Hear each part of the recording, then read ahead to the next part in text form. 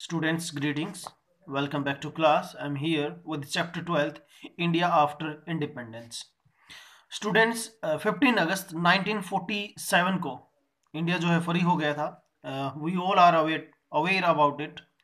But उसके बाद की जो नेक्स्ट स्टेजेज हैं वो चैप्टर 12 के अंदर हम यहाँ डिस्कस करेंगे. The first point as mentioned here, a new and divided nation. जो मुस्लिम लीग है उसने जो है इंडियन लीडर्स या कांग्रेस के लीडर्स की जो रिक्वेस्ट थी उसको एक्सेप्ट नहीं किया था. फिर डायरेक्ट एक्शन डे जो सेलिब्रेट किया गया था उसकी वजह से मास किलिंग हुई. और फिर लास्ट में जो है ब्रिटिशर को भी ये चीज एक्सेप्ट करनी पड़ी थी. India must be divided into two parts, Pakistan and India.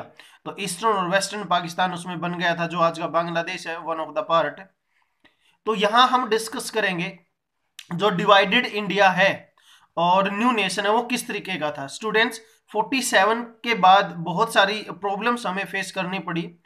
80 lakh या 8 मिलियन रिफ्यूजी यानी 80 लाख लोग पाकिस्तान से इंडिया में आए थे डिवीजन के बाद. उन लोगों को कहां पर सेटल किया जाए, कहां उनके कैंप लगाए जाए, कहां उनकी हाउसिंग की जाए, इस तरीके की बड़ी बड़ी प्रॉब्लम्स जो है इंडियन गवर्नमेंट को फेस करनी पड़ी थी. उनमें से जैसे आज आपका करनाल है, उनमें से एक है, ये अंबाला का कुछ एरिया है वो है. पाकिस्तान में भी बहुत सारे रिफ्यूजी कैंप बनाए गए थे, दिल्ली के अंदर भी रिफ्यूजी कैंप बनाए गए थे. तो इस तरीके की प्रॉब्लम्स फेस करनी पड़ी थी. And the another problem was, जो इंडिया डिवाइडेड था उसमें प्रिंसली स्टेट और ब्रिटिश गवर्नमेंट के अंडर जो स्टेट्स थे वो थे.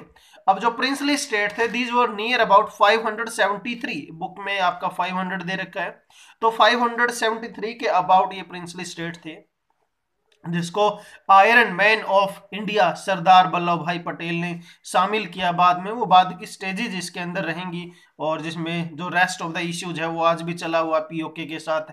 जो पाकिस्तान ऑक्यूपाइड कश्मीर है या कश्मीर का जो एक प्रकार से इश्यूज था, बाद में जूनागढ़ भी उनमें से एक था और हैदराबाद, इनको तो कर आर्मी या फोर्स के द्वारा जो है ऐड कर लिया गया था, इंडिया में मिला लिया गया था. The problems were related to language diversity. विभिन्नताएं थी देश के अंदर, अलग अलग लैंग्वेजेस के लोग थे, अलग अलग रिलीजन के लोग थे, अलग अलग कास्ट के लोग थे. उनके साथ कोऑर्डिनेशन किस तरीके से बना जाए, such type of the problems also were faced by the Indian government and the Indian leaders as the mentioned in the book.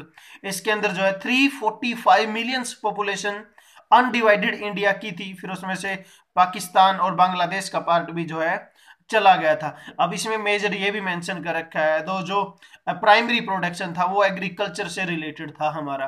अगर फसल खराब हो जाती इट मींस जो उसके ऊपर जो डिपेंडेंट थे, नाई धोबी या दूसरे लोग थे जो, उनको भी जो है उसका एक प्रकार से सामना करना पड़ता था. वो प्रॉब्लम्स उन लोगों को भी फेस करनी पड़ती थी पीजेंट्स या फार्मर के साथ साथ. The next topic is the constitution is written.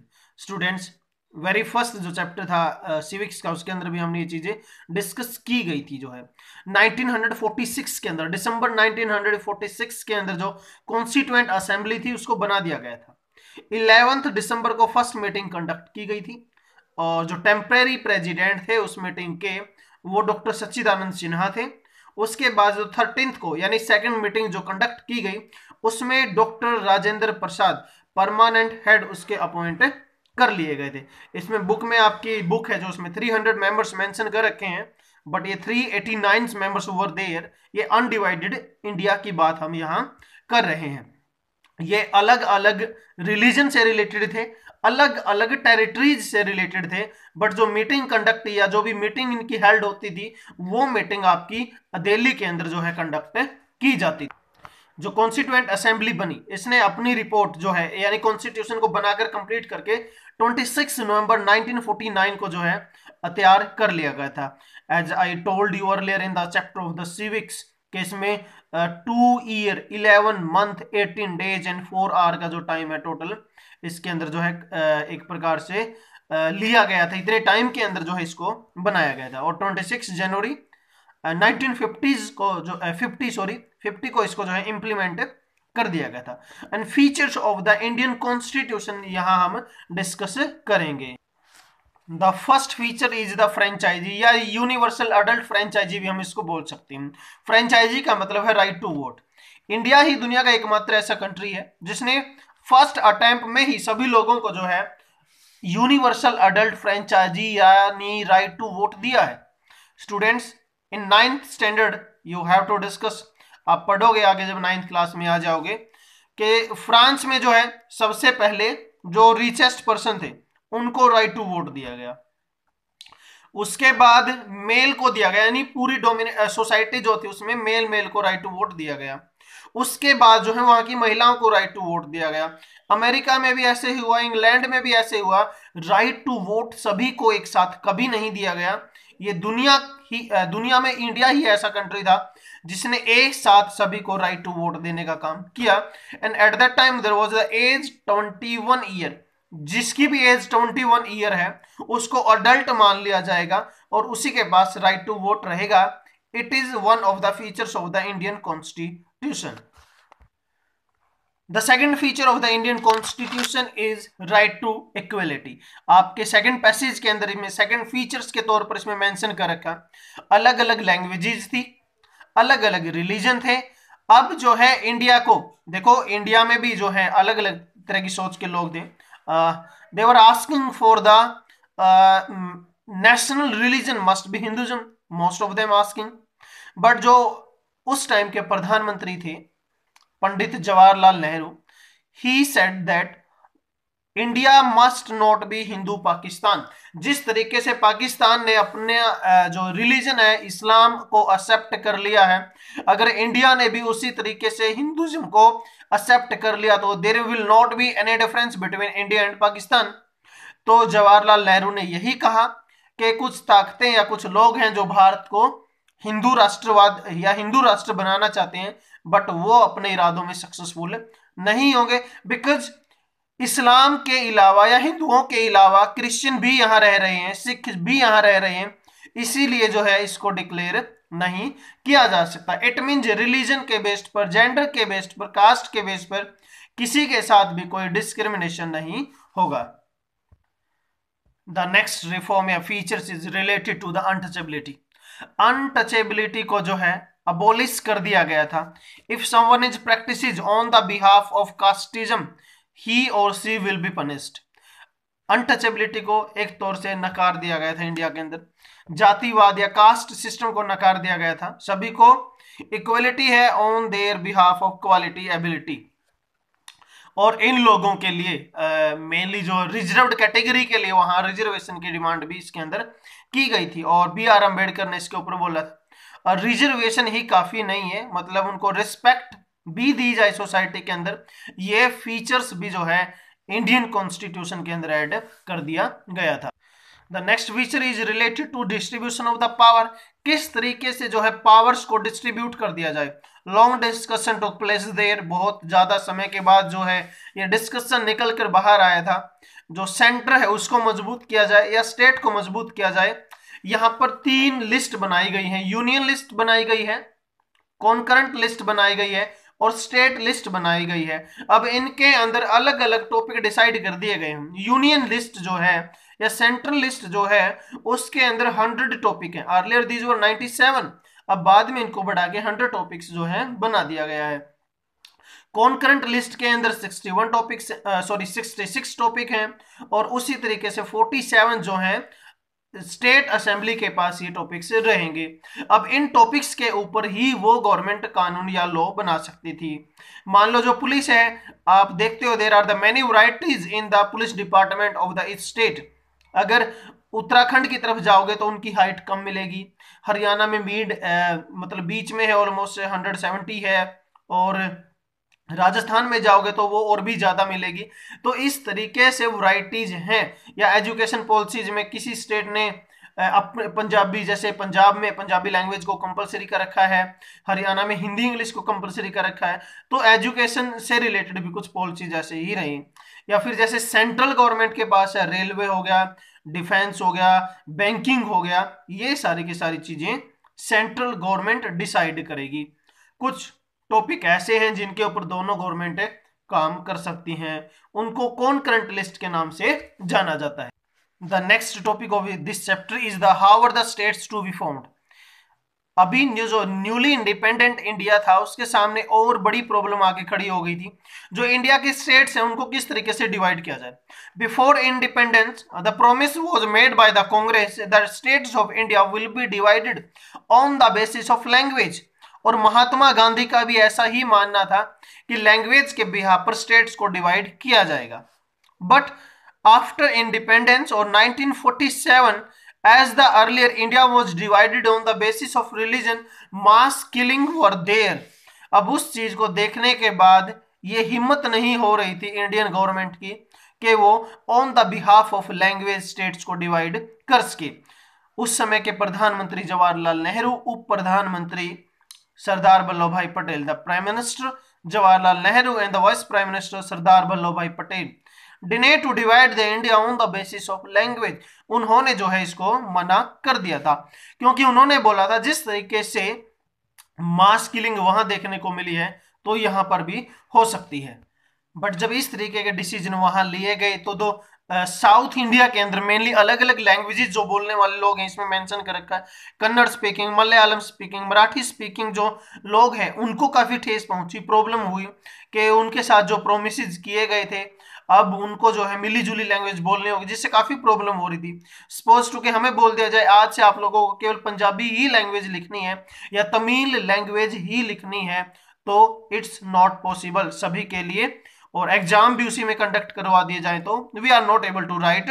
तो सॉरी, इसी तरीके की जो प्रॉब्लम है उन लोगों को देखने को मिली।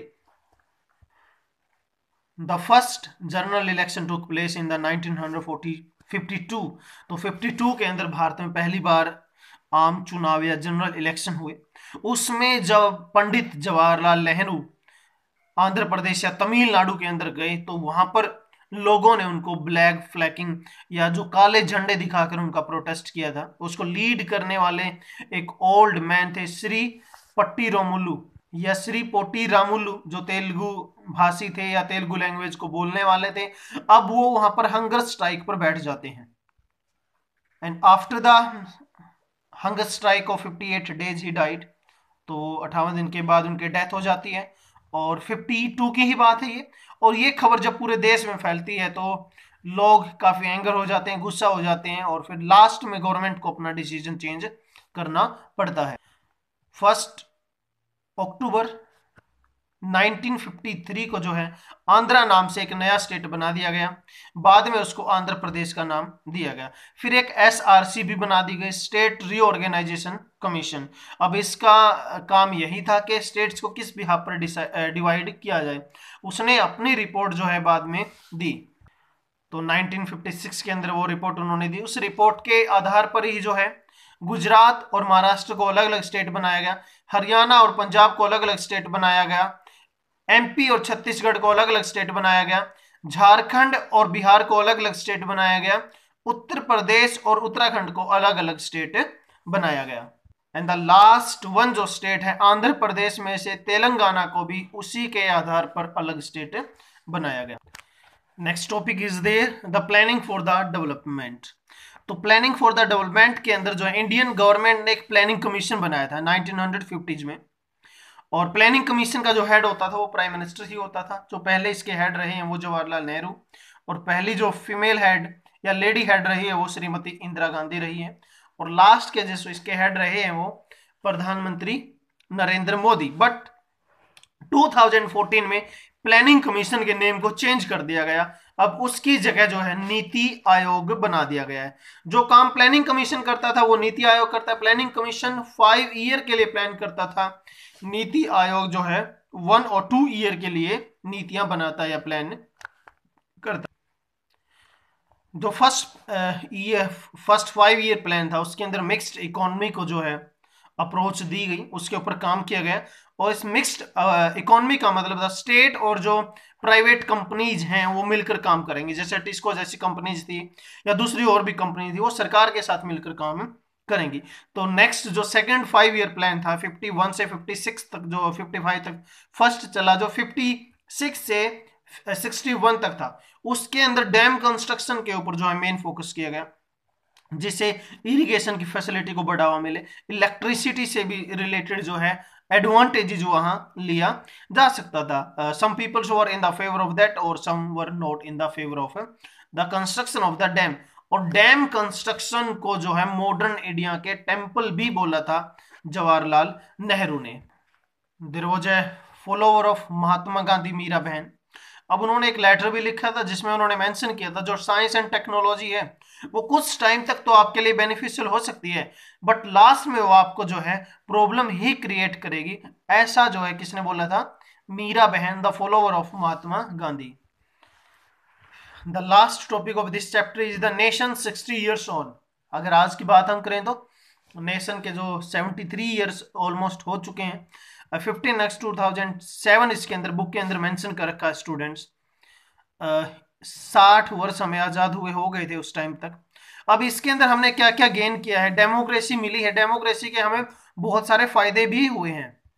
When the India became the independent country, तो वर्ल्ड की अलग अलग कंट्रीज ने इसको लेकर स्टेटमेंट्स दी थी या फिलोसफर ने स्टेटमेंट्स दी थी कि ज्यादा टाइम तक डेमोक्रेसी इंडिया के अंदर सक्सेसफुल नहीं रहेगी।